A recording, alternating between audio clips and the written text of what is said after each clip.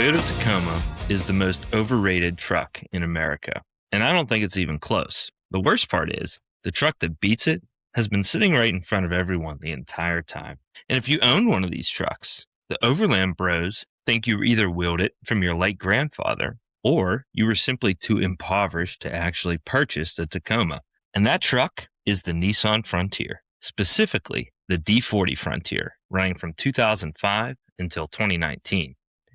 This is the Camo Convoy Podcast, where we talk all things overland, off-road, and the great outdoors. Only tonight, there is no we. You see, I fired Aaron. Nah, I'm just kidding. He was actually kidnapped by a local nonprofit so they could get our content straight from the source before running it through the poverty version of ChatGPT to later sell it to local off-roaders on Facebook. Now, I'm not saying that one truck is great and one truck isn't.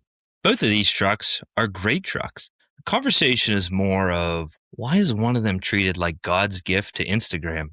Trucks, and the other one mostly ignored as if it's a secondary choice or a hand-me-down. Now, before we get rolling, I'm going to preface all of this with the fact that the first-gen Taco absolutely obliterates the first-generation Nissan Frontier. This is not even close. It's not up for debate. We're not going to talk about it. Now, with that out of the way, I'm going to get something else out of the way. And that is that Nissan's marketing absolutely sucks. Look at the Tacoma with Toyota. Toyota spends fistfuls of cash to make sure that the perspective of their product is excellent. Word association, off-road, overland brands, Jeep, Toyota. The truck gets put in every outdoor commercial, Yeti, fishing commercials. They're on the hunting channel. Toyota puts them everywhere because they need you to believe that they're the best. You know who else does that? Rough Country. Mega capital, mega marketing. Now, I'm not saying that Rough Country and Toyota are on the same page, but look at it like this. What happens when you Google your vehicle plus 6-inch lift? I guarantee you that the entire first page of Google says Rough Country with a 6-inch drop bracket for $999.99. Go ahead and try it if you don't believe me. The difference, again, is that Toyota puts out a great product that's made mostly outside of a sweatshop. As a matter of fact, it's made mostly here, from what I understand. Let's talk about the Frontier and Nissan's marketing. I can't even think of a Frontier commercial for the D40, other than that goofy-ass one where it catches an airplane. When's the last time that you saw an outdoor product that was aligned with Nissan? Never. The terrorists don't even use the Nissan. The last time that Nissan meaningfully marketed their trucks was when Chuck Norris ripped around in that hardbody. Rest in peace, Chuck. See, the Tacoma is what people buy when they don't want to be wrong. And I think the Frontier is what you buy if you actually look into it. So tonight, we're going to look into it. Now, first things first, I want to talk about stock for stock, off the showroom floor performance. If we're going to compare apples to apples, the D40 Frontier lines up with the second generation Toyota Tacoma. Now, once you get into the third gen, it's a different truck. And truthfully, I still don't think that that's a better one. The Frontier stayed essentially the same from 2005 until 2019. But the Tacoma did a new generation in 2016. Let's look at power and the driving feel for a normal person. Now, these trucks weigh about the same, with both crew cabs tipping the scales at just over 4,000 pounds. The Frontier, with a 4.0, that's the VQ40 DE, has 261 horsepower and 281 wheel torque. The Frontier has about 20 more horsepower and 20 more foot-pounds of torque than the Tacoma. Now, the Tacoma of the same era, also with a 4.0, that's the 1GR, on paper, they're really close. As a matter of fact, the power-to-weight ratio is almost identical between these trucks.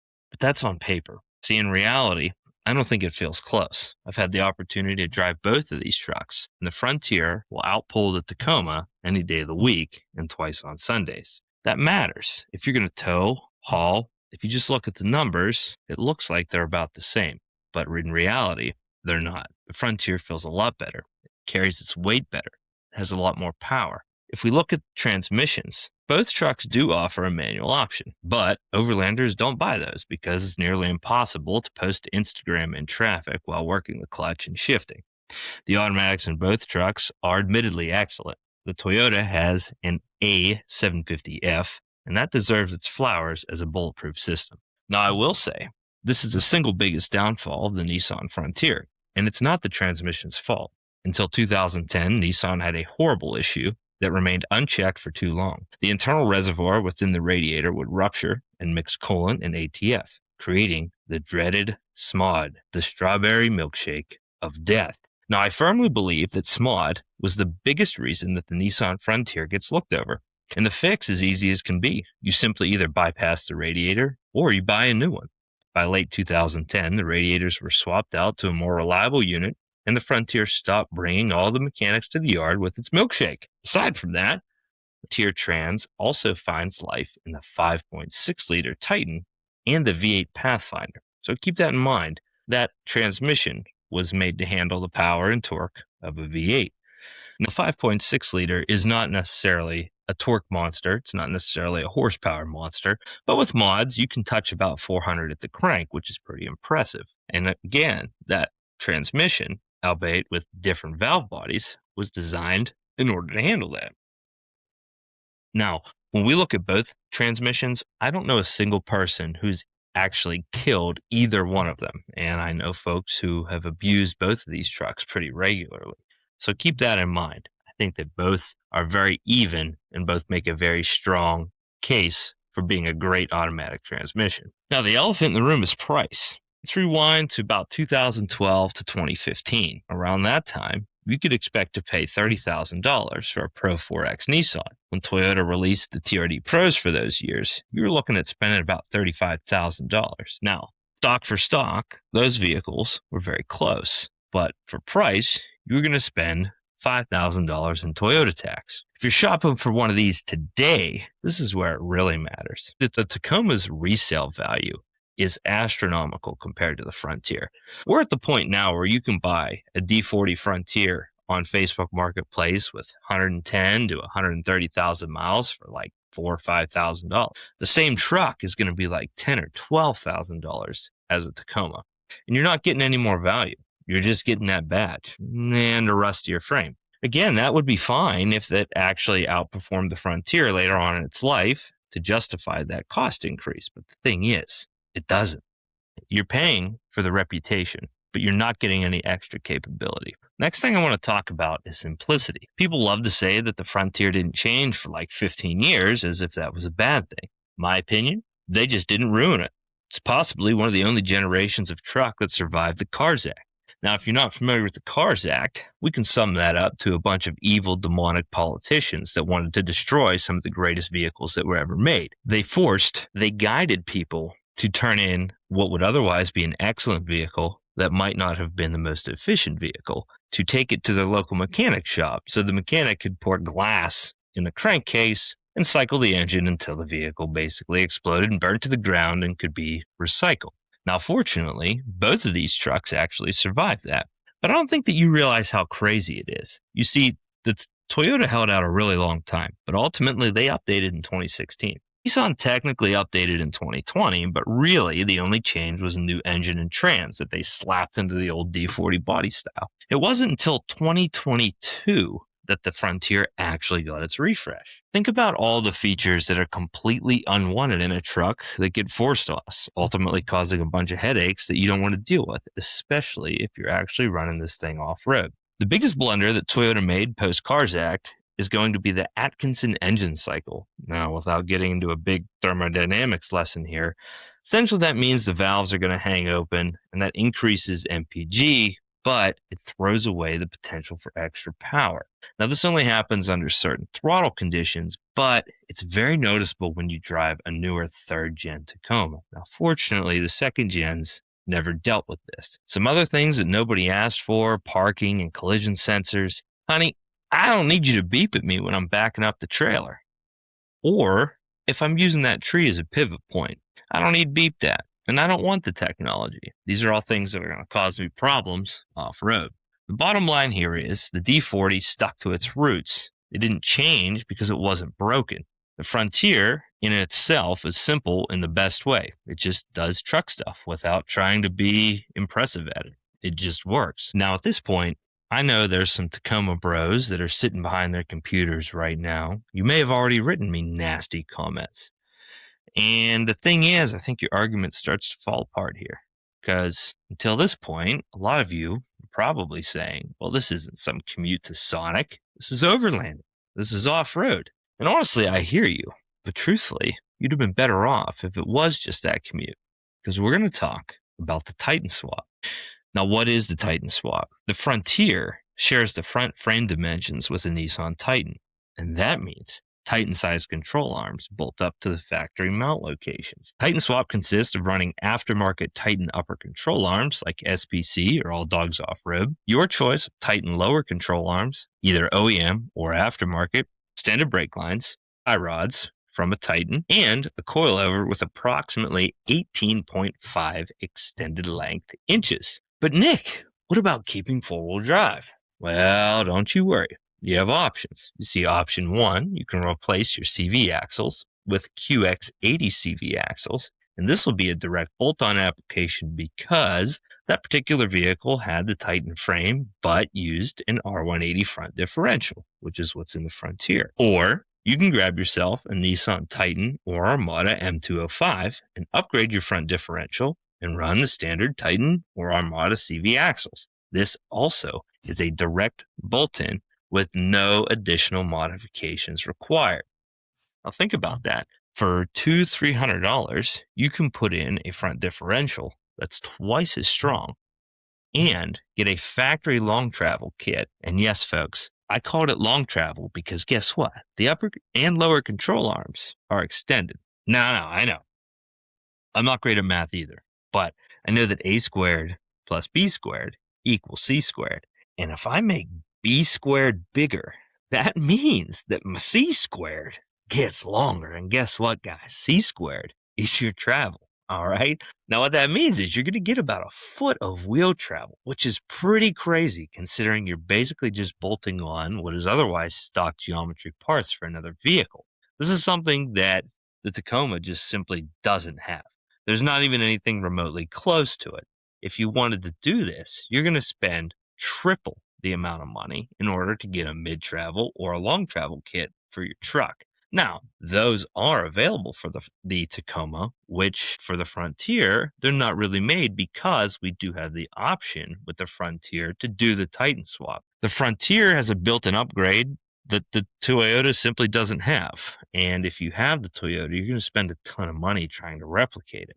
And that's not all. You see, the Frontier never came with a V8, but you know what did? The Pathfinder. And guess what? The Frontier frame and the Pathfinder front frame are the same. They both use the same transmission. So, with possibly one of the most straightforward swaps, you can get yourself a V8 under the hood with as simple as a swap harness being one of the only additional pieces that you need, with the exception of your donor vehicle or the donor motor. Now, these motors aren't crazy powerful, but it is a substantial power upgrade over the V6. This is again something that the Tacoma just simply does not have the option. So how does this all translate to off-road and the reality of actually owning this thing?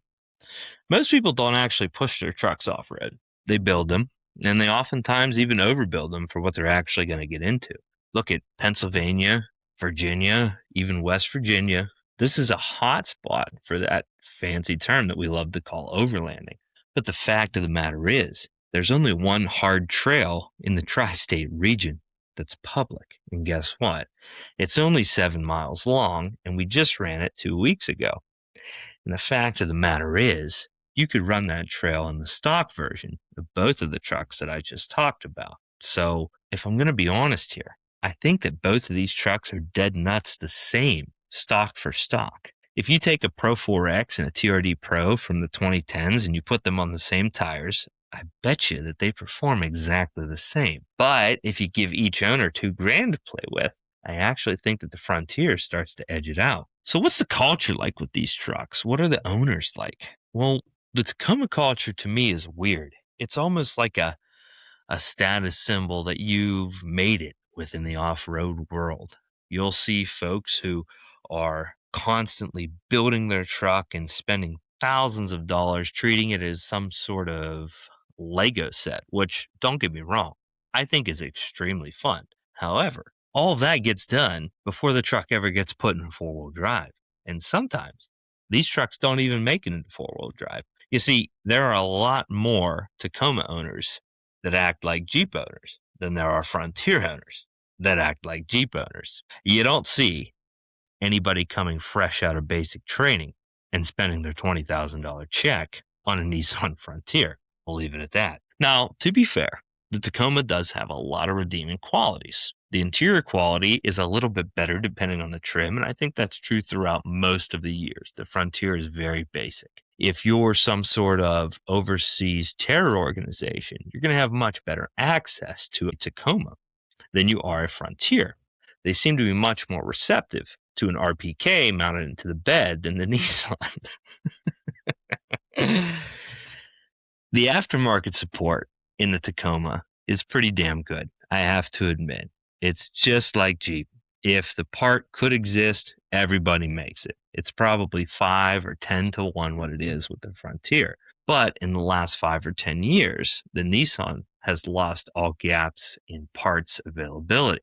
You're just only going to be able to pay for the premium version of that part. See, the difference is with the Tacoma, you have the option to go on Amazon and buy parts. I don't know why you do that, but it's at least an option to you.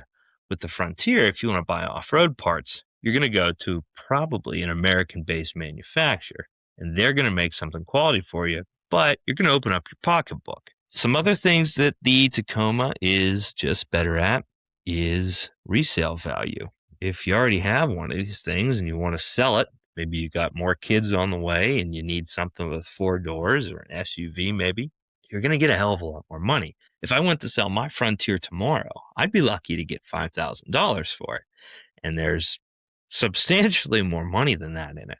If you were to take the same year and mileage Tacoma as my 2012 Frontier, you would get quadruple the amount of money overnight, easily. The other thing that you're going to get is brand confidence. You know what you're going to get when you buy a Tacoma. They have an off-road pedigree that's unmatched, and in my opinion, I think that pedigree is stronger than Jeep. But none of that makes it smarter or more capable dollar for dollar. And for that reason, I think that the Nissan Frontier is the better off-road vehicle than the second generation Toyota Tacoma.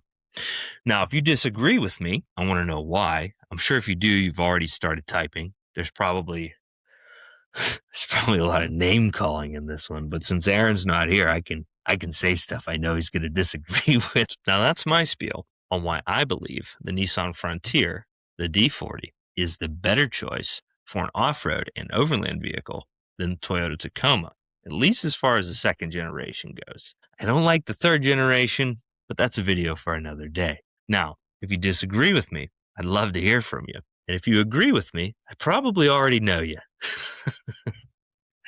Now, all by my lonesome, like kid picked last for kickball, let's go ahead and open up the radio chatter card game and do some quick Q&A all by myself. Ha! All right. I like this one. What have you done to reduce weight or save space? So, first and foremost, I just don't pack that much. A lot of guys are big into gear and big into building out their kits. And to an extent, I enjoy that stuff. But for the most part, I treat overlanding like I do backpacking. The least amount of things that I have to worry about, the better off that I am. Now, something that I did do was purchase a set of decked drawers for the Nissan. Now, this is an expensive upgrade. I think you're going to spend about $1,500 on deck drawers. They pride themselves on being pretty much the only game in town for that, and they don't do sales. And I respect that because I think it's a very excellent product. It's probably one of my favorite modifications for the truck. Now, the thing with the deck drawers is you are limited on the amount of things that you can bring, which is great because you really pack what's necessary. Now, obviously, I have my whole bed. I also have a soft topper on the truck. But when I'm traveling, there's almost nothing in the bed of the truck on top of the deck drawers. And I have a rule that I don't keep anything in the cab unless I need it while driving. Trust me, nothing feels better than being in a big, open, empty cab and not having to deal with clutter. So that would be my tip to you is go through your entire kit, see what you need, see what you never use, and see how you can limit that so that you can reduce weight. Because let me tell you something. We already have steel bumpers, skid plates, sliders, big tires, our trucks that came with passenger tires, running LTs. We didn't re-gear, right? We're hurting ourselves 100 different ways. The worst thing that we can do is load up on a shit ton of gear and make it perform even worse. So if you can lighten up your load, you're going to be very happy with the outcome. Why don't we go ahead and hit one more because we have some time here. I knew this one was going to be short. Oh, the longest road trip that I've ever taken. I think the distance from my house, which is the Pittsburgh region, to Cape Breton Island is about as far as I've been. I think that's further than my house to Colorado. But I guess if I were to do the top three on a motorcycle on the northern route, I did the northern states on a Yamaha FZ09 when I was 20. So that was pretty cool. I made it all the way out to like Green River, Moab. I've told that story before.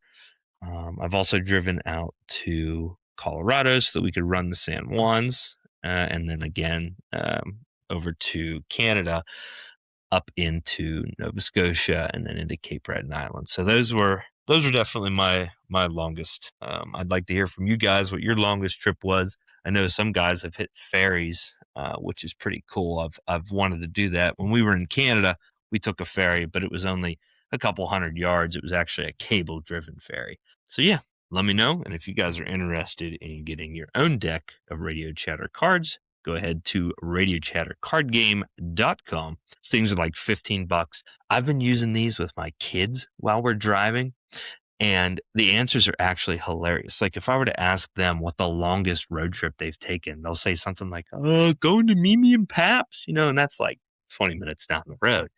But it's really fun to hear their answers. And it was fun when we had the creators of the card game on the podcast a few weeks ago. They had brought that up, and I thought, man, that is just such a good idea. And yeah, every card pull is like an episode of kids say the darndest things, and it's cute because they pick up and then they start asking their own questions, and it's a good time. It's fun. Some housekeeping items. So we are currently testing and in the beta phase of the iOS app for Pathfinder Pro, which if you guys don't have that, get that. Take yourself to pathfinderpro.io, get your vehicle in the garage, join a club, and you can be in front of the wave of the next biggest thing when it comes to off-road community, social, business. It's just that good, and you need to have it. The route sharing, the track sharing, it's all just better in every way. And every time my phone dings and it's Steven and he says, hey, check this out, it just blows my mind because everything that I have wanted is something that I've got, and it's better than in a way that I could have imagined it. So kudos to him. Again, he's raw dogging this solo. Imitated many times, but only perfected once by Pathfinder Pro, not to be confused with any other programs with similar names. Next up are things we have in the pipeline. We are a few weeks away from the Upper Peninsula trip. We are headed to Michigan, and it is going to be awesome. I only expected like 3 or 4 guys to want to do this. I'm looking at like 12 or 13. So I'm actually a little bit nervous because a lot of the areas that I placed, and I talked about this previously in another episode, I don't analyze every single turn, every single road, because I want that element of, hey, this is an adventure. I don't always go on Google Earth and zoom in and look at the elevation of the campgrounds and make sure that the camping areas are flat. And I still don't think that I want to. I want it to be an adventure. I want us to have to figure it out. I want it to be a surprise. But with 3 or 4 or even 5 of us, it's a lot easier than 10, 11, or 12. Now, I know some people listening to that are like freaking out, like, oh my gosh, how could you enjoy the great outdoor? Listen, when I say dream team, the folks that are marked going for this trip, it's good. It's real good. There's only like a handful of the real heavy hitter, always been there, OG Camo guys who are going to be very missed. But the folks that are coming, it's going to be a really, really good time. and I'm going to do my best to put together the best video that I can. Sometimes it's tough to film and make that look cool and impactful while I'm trying to lead and navigate and make changes on the fly, which I know is going to happen. That said, there's some guys that don't have to do all that shit. They're just along for the ride, who are really talented at making videos and recording and documenting things. And I really think that this is going to be one that folks are going to really enjoy following along on and watching. And I'm really excited to do it and share it with folks. I think it's going to be really cool. I've been doing my best to follow the trail cameras and traffic cameras in the Upper Peninsula, and it looks like the snow is finally receding. About 3-ish weeks ago, I was about having a heart attack because I was getting alerts on my phone because, of course, I set my home weather location for Mackinac County, Upper Peninsula in Michigan, because I'm nervous about it. They got like 4 feet of snow on the lakeside in one storm, and I think that that's going to make things pretty okay for us. Worst case scenario, we're going to have a ton of mud, which I think will be okay. Best case scenario, it's dried out and the mosquito hatch is delayed. So I'm very excited. I think it's going to be an awesome trip, and I'm already losing sleep over it. The truck is basically already packed. I'm so ready to go and check it out, and I cannot wait to do it with the guys that are marked going. Now, I will say, if you're listening to this now, I didn't really put a cap on the trip. I know in Pathfinder I said 10 guys. Like I said, I think there's 12 or 13 marked going now. But really, I don't think I can take any more. And this will actually be the first trip that I've ever had to say, okay, I don't think I can take any more. And I'm not really sure how I feel about that. There's never, ever been an element of, I don't think it's gatekeeping. I just think that logistically, I don't know that I don't know if I can guarantee a great trip if I take much more on that trip. And fortunately, it looks like there isn't going to be anyone who was on the fence and is deciding that they want to go. But unfortunately, if you're hearing about it right now, you're going to have to catch us on the next one, because I can't accept any more folks on that trip, which sounds crazy that after a decade, we've had trips with 30 people plus, and this is the first time that I've ever had to say, all right, I can't take any more. It's just too big and too vast and a lot of potentially sensitive areas, and it's just what we have to do. So fortunately for you, if that does affect you, we have a really great core group of guys who are operating every day within the Discord and also on Pathfinder to create events and make sure that the community stays engaged and stays outside, stays wheeling, stays overland. And if you want to get involved in that, the link to the Discord will be in the video or wherever you listen to us on. That's going to be all for tonight, guys. I want to keep it short. It's kind of tough to just sit here and Alex Jones it in my basement and just riff off of stuff. Plus, I don't think I'm as cute as Aaron, so you're probably sick of seeing me already. But listen, guys, I want to know your comments about the Tacoma versus the Frontier. If you think I'm an idiot, let me know. Most people do. And until next time, keep the money side down, shine side up. See you on the next one.